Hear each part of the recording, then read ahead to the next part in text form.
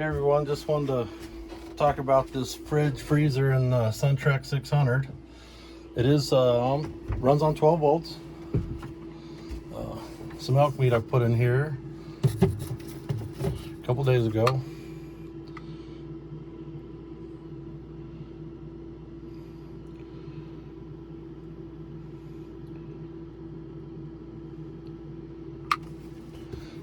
Nice and frozen.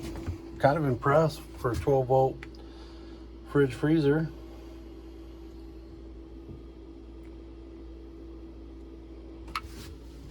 I can play with the adjustments some more. I have not went over the manual, but do look forward to looking at that. But yeah, really impressed for a 12 volt fridge freezer. It's gonna work out really nice for the trips we're gonna do in this. So anyways, thanks for watching, and